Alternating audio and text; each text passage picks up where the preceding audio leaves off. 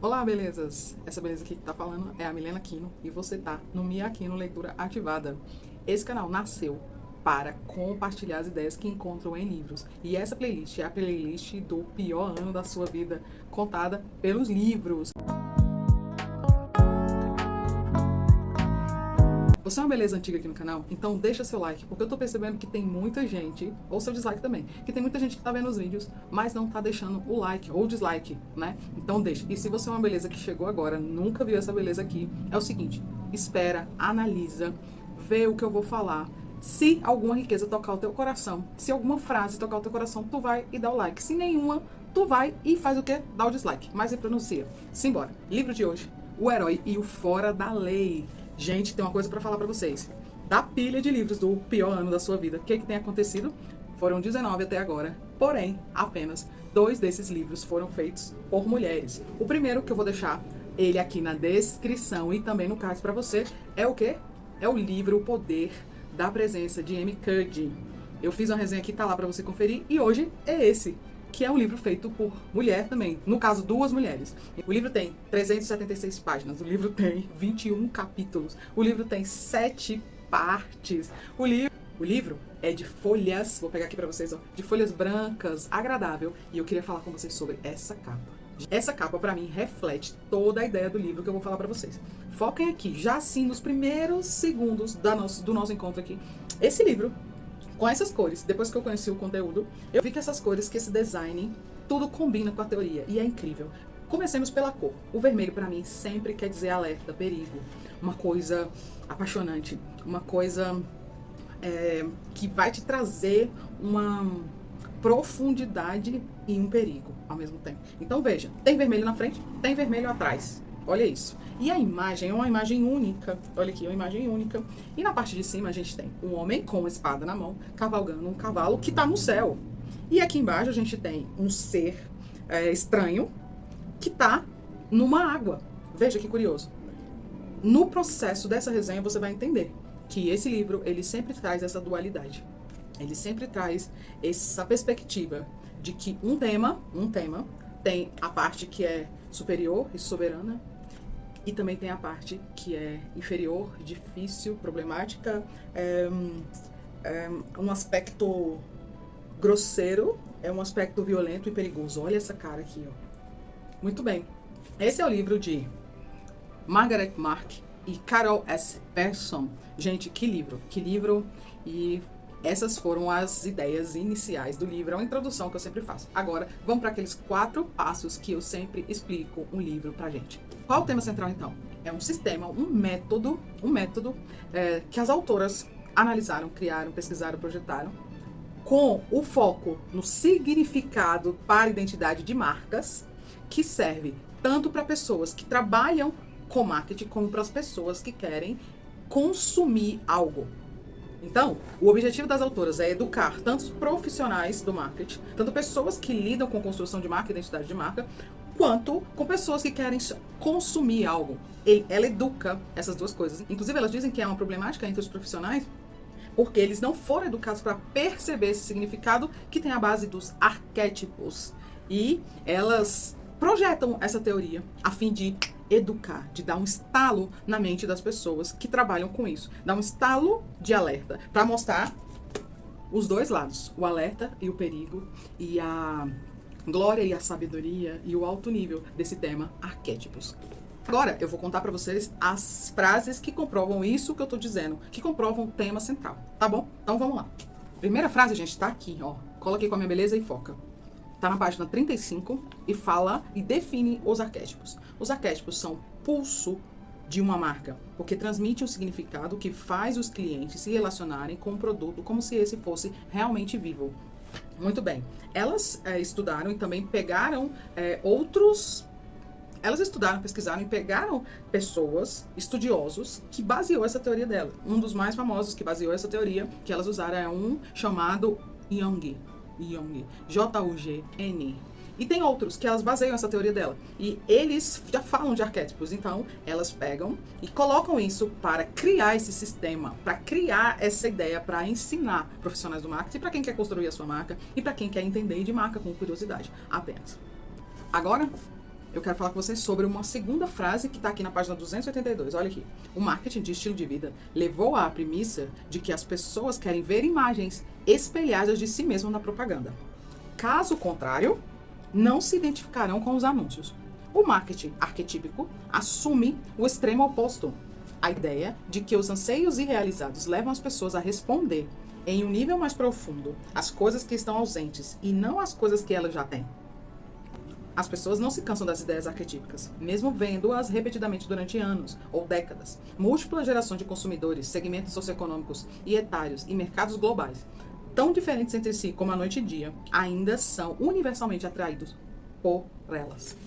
Muito bem, agora vamos para a quarta frase. Página 320, quarta frase é o seguinte. A ética do mercado arquetípico investiga profundamente o domínio ético, oferecendo assistência técnica aos profissionais que estão às voltas com as questões espinhosas levantadas pelo marketing do significado. Muito bem. Vejam que aquela ideia que eu falei do perigo, do vermelho, de uma ideia superior acima e uma inferior abaixo, uma ideia vitoriosa em cima, uma ideia problemática abaixo e perigosa, está presente em todo o livro. Elas sempre falam de um bem que surge das histórias arquetípicas, mas também elas sempre alertam para o mal que surge das histórias arquetípicas. Quando elas falam do bem, elas falam que é ativar algo nas pessoas que se identificam por aquilo que elas desejam estar latente no corpo. Quando elas falam do bem, é assim. Quando elas falam do perigo, elas falam da ideia de ativar na psique das pessoas isso constantemente. E isso é perigoso. Agora, você que acabou de me conhecer e ouviu essas frases, esse é o momento de você deixar o seu like ou o seu dislike e dizer, pô, até aqui, até agora, ela me deu frases que eu não conhecia e que inclusive fiz uma anotação e vale a pena deixar o like pra ela. Vê aí se combina com esse momento do vídeo você trazer aquele like ou dislike para as coisas que você já aprendeu até agora. Agora é o seguinte, eu vou usar meu quadro e vou explicar pra vocês duas coisas bem claras. E vou usar a linguagem das autoras. Elas falaram o seguinte, quando você tá vendo um herói fora da lei, é como se elas te dessem um telescópio. E aí, o livro seria o telescópio.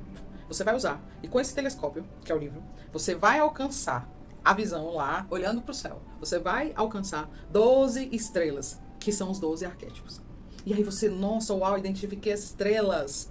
E aí, elas dizem também que a outra parte do livro é como se fosse uma alcachofra. Eu nunca comi uma alcachofra, então eu não sei. Mas elas dizem que na hora de comer uma alcachofra, você vai abrindo as camadas até encontrar o que vale ser comido. O que vale a pena ser comido. Então, é isso. Eu vou ali explicar pra vocês como seriam essas estrelas, essas constelações distribuídas, e eu vou dizer de que se trata cada um dos arquétipos e como analisá-los. Você vai, a partir de agora, me ouvir e analisar como é você. Como você olha uma marca. E aí, você vai ver, relacionar o significado das marcas e poder dizer se está em você ou não. Então, olha só. Daqui flui o telescópio. E essa aqui é a visão que você vai ter das estrelas. Que é assim que elas falam. Então, vou falar pra você os 12 arquétipos agora. Primeiro arquétipo é do inocente. Tá aqui ele, ó. Depois do explorador. Depois do sábio. Depois a gente vai ter aqui o herói. Depois a gente vai ter o fora da lei, depois o mago, depois o cara comum, depois o amante, depois o B de bobo da corte, depois o prestativo, depois o criador e depois o governante. Olha isso, gente, que curioso. Tá te lembrando algumas coisas e tal? Tá vindo alguma coisa até você? Essa palavra aqui, ó, governante? Muito bem, essas são as estrelas. Cada uma dessas estrelas forma um arquétipo que, segundo elas aparecem na história da humanidade, inclusive na mitologia, na Bíblia. E aí vai vindo. E elas fizeram um estudo de marcas, esse livro é de 2001, a época delas, e foram encontrando esses personagens, essas estrelas em cada marca. E aí foram e viram o significado em toda a história da marca. Cada uma dessas estrelas tem uma frase marcante. E eu vou falar aqui pra vocês agora as frases. A frase que marca o arquétipo do inocente, por exemplo, é: somos livres para ser eu e você. A frase que marca o explorador é: olha só essa frase. Não levante cerca à minha volta. A frase que marca o sábio é: a verdade libertará você. Olha a frase que marca o herói: onde há vontade, há caminho. Olha a frase que marca o fora da lei, presta atenção: as regras são feitas para serem quebradas. Olha isso. E a frase que marca o mago: olha só, pode acontecer. pode acontecer a frase que marca o mago. A frase que marca o cara comum é a seguinte: todos, homem e mulher, são criados iguais. A frase que marca o amante é essa aqui: só tem olho para você. É a frase do amante. A frase que marca o bobo da corte é a seguinte: se eu não puder dançar, não quero tomar parte na sua revolução. Ele tem que ter alguma sacada alegre, algum desfrute, né? E a frase que marca o criador é essa aqui. Perceba, se pode ser imaginado, poderá ser criado. Essa é a frase que marca o criador.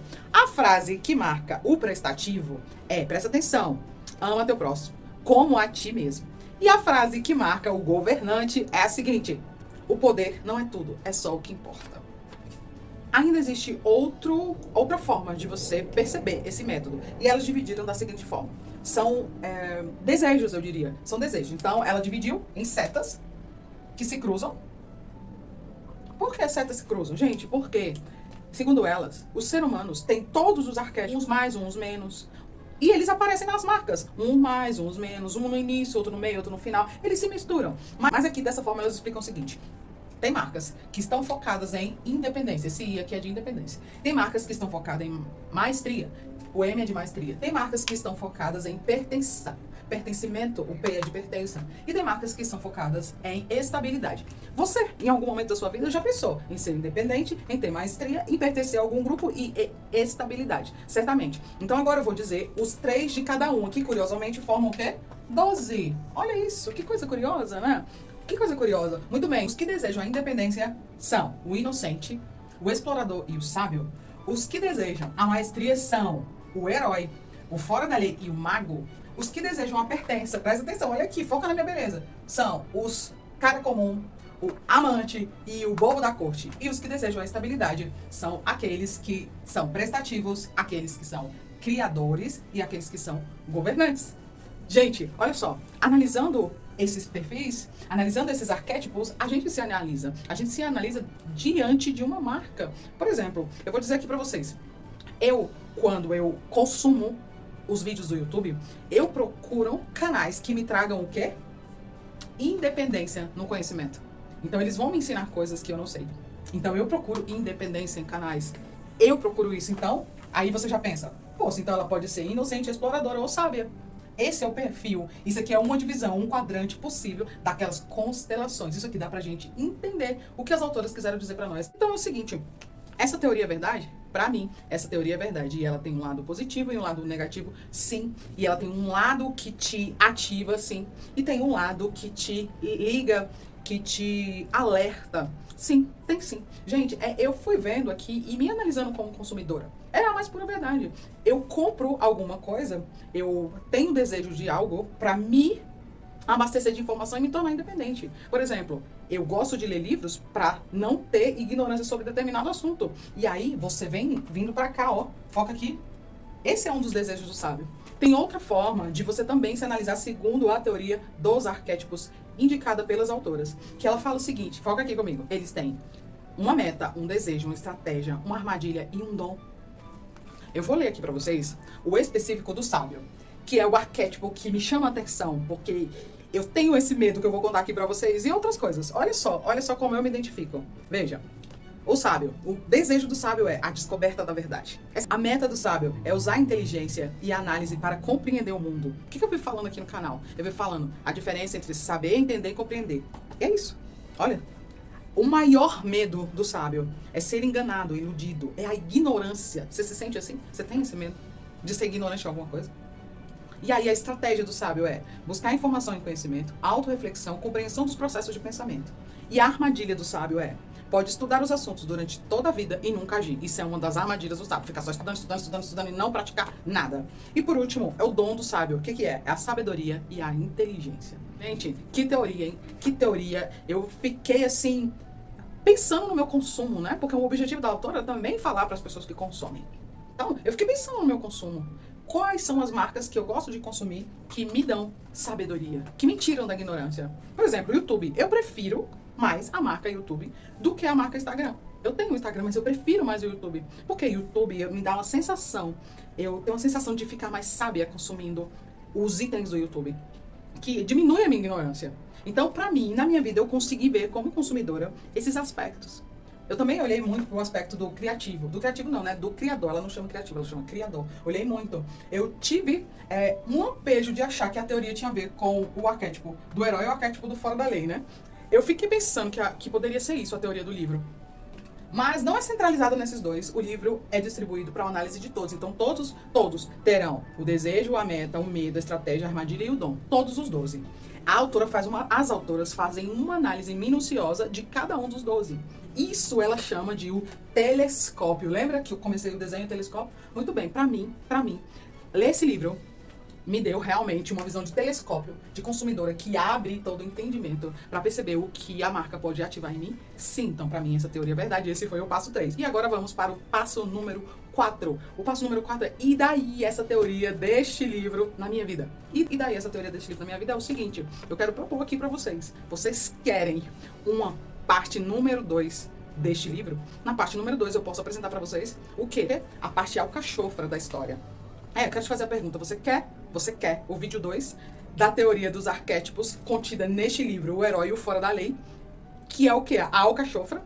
Gente, na alcachofra você vai desvendando coisas pra até chegar no miolo, foi assim que elas descreveram. E aí, no caso, é a outra parte do livro que fala o quê?